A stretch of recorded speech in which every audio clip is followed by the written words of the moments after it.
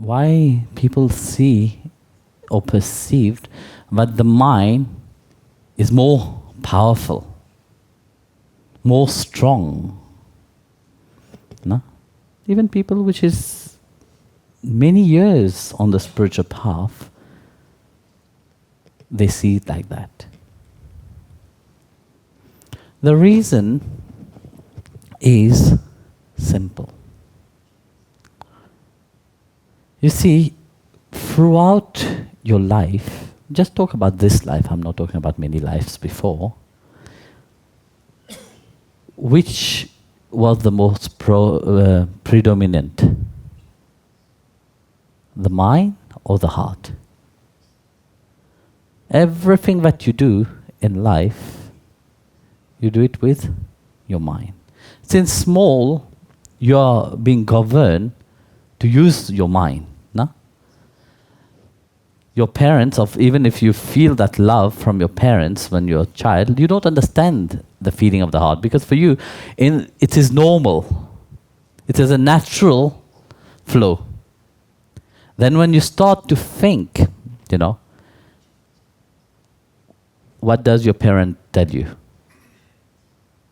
You have to be like this, you have to be like that, you have to be this and that. So much. You go to school, the same thing. You go to college, the same thing. You go to university, the same thing. Wherever you go, people tell you, dictate you how you have to think.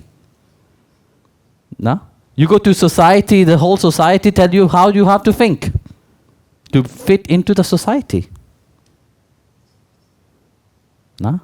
So analyze it, you will see. So what have you fed? The mind or the heart? The mind is fed the moment you start to think. But the heart is there, no? But unknown to the people. When would you think about the heart? When you fell in love. No? Then you feel the heart. Or if you're having a heart attack, of course you will feel it. But most of the time people don't feel their heart. They don't feel that love.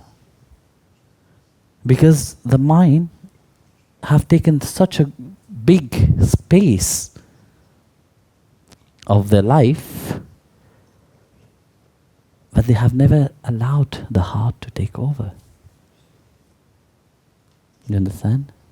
That's why there's this pressure. That's why the mind seems very powerful, seems big in itself. When spirituality teaches you something different, teach you to start even to think with your heart. Then people ask, but how can I do that? We think with the mind. Now you, Swamiji, you are telling to think with the heart. But thinking with the heart is not the thinking of how you understand with your mind. It is a feeling. The mind think, the mind dictate, but the heart feel. That's why when you're in love, you feel.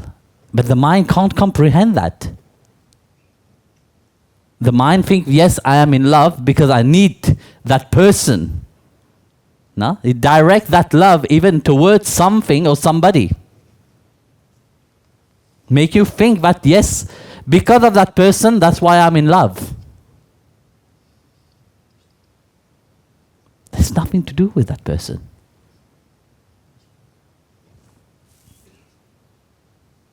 The mind processes it in that way. The mind making you understand, yes, that person I'm in love with. Then in reality, no. You have opened up. When the heart have opened up, the person in front of you is just an object of you to recognize that feeling. There's nothing to do with that person. Because you open up. That's why you could feel love. No? But then what happened? In place in growing that love within you, what you do? You listen to the mind again.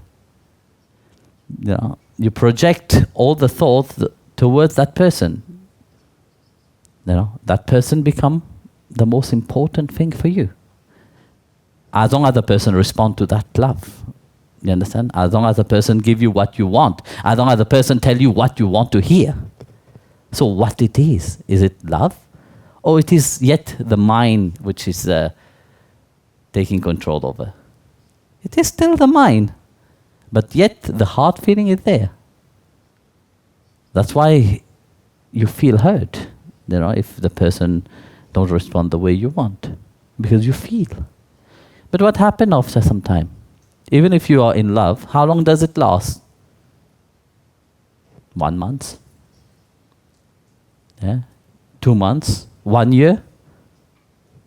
Ask yourself. You ask yourself this question. How long does it last?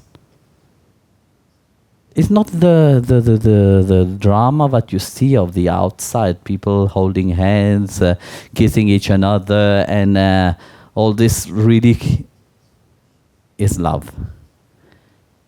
Then they try to make as if the love is still great. But the love is not there anymore. Because the mind have taken over. There's an expectation.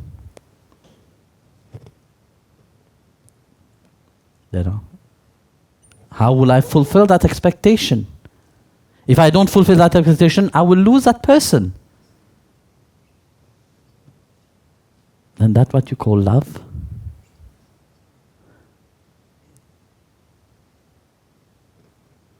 It is a mind. You see? Predominated over everything is this mind. That's why Krishna in the Bhagavad Gita said, to Arjuna, first of all, he said, offer your mind to me. Let your mind be upon me. So to transform, that mindset, to transform so that you can continuously feel. First, what have to change is your mind. If your mind have not changed, if you have not controlled your mind, you don't have the mind under your control, not your mind controlling you, but you controlling the mind, you don't feel that heart. That's why I always look at the Arjuna in the Gita, how his mind was. Have you ever read the Gita? Very poor. You see, at the beginning, how was he? His mind was very doubtful, very thing. But as it progressed, the mind changed until he was ready, so that the Lord can reveal himself. So when his heart was fully open, he was ready to listen. Which means the mind was subdued. The mind have already transformed. So for the heart, for you to feel the heart, to feel that love continuously, you have to change firstly the way you see life. You have to change your belief. I'm not talking about believing in as religion, you understand? I'm not talking about believing as religion. I'm talking belief as what you understand of life. You see, as long as you hold upon life as you understand with the mind, you will always be miserable. Then you will never be ready to feel that love. You will feel it time to time, because nothing is coincidence. God called you on the spiritual path. There's a reason for it, no? Your soul longs for something deeper. Your heart longs for something deeper. But for that, you have to open your awareness. You have to transform, firstly, the mind. By being positive, first. Second, feed the mind with good things. Throughout life, you have feed the mind always with wrong things. But due to some scars from past, good punya that you have from past, the Lord have allowed you, to get to know something more than the mind. He have allowed you to feel, not just a feeling of short-term feeling. He's calling you to feel eternally, to transform that heart that there is bliss inside of you, constantly feeling that love. That's what He's calling you. Not just a love for 1 year you feel, then after that the love go downhill. No. He wants you to feel a love which go uphill always.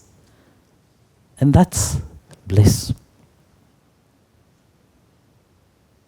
He wants to give Himself. Who have bliss to give you?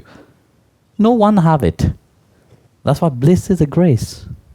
But that grace come only when you're ready to feel constantly that love.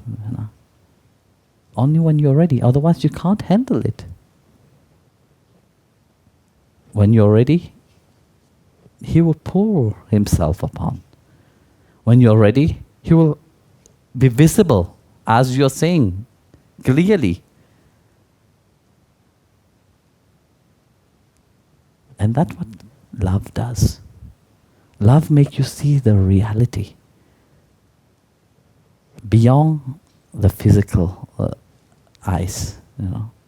Love makes you hear things that beyond what you hear.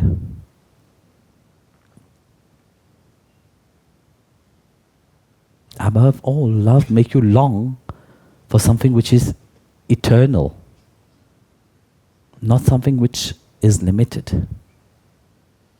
Because love is eternal. And love long only something which is eternal. So, this is the quality of love.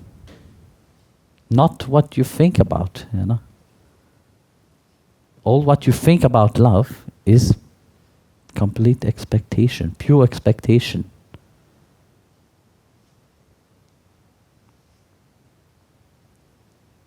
That's why the love that you feel play yo-yo with you. Upside down.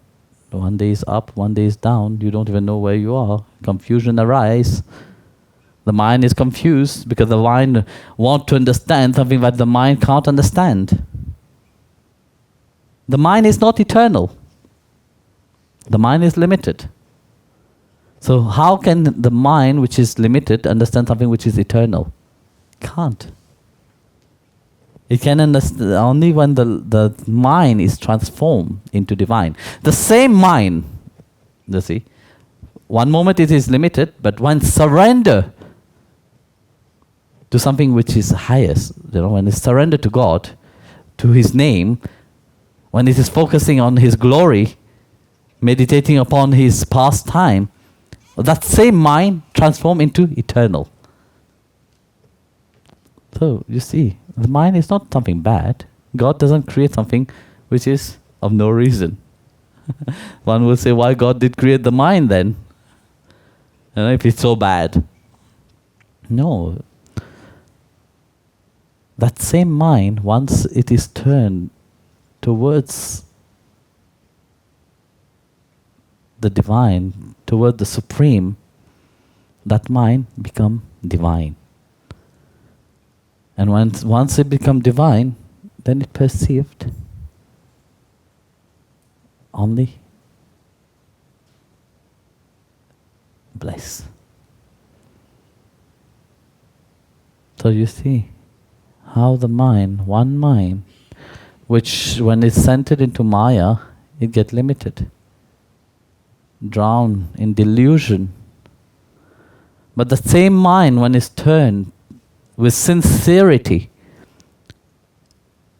to the feet of the Lord, when the Lord Himself become everything, when Giridhariji become everything for one,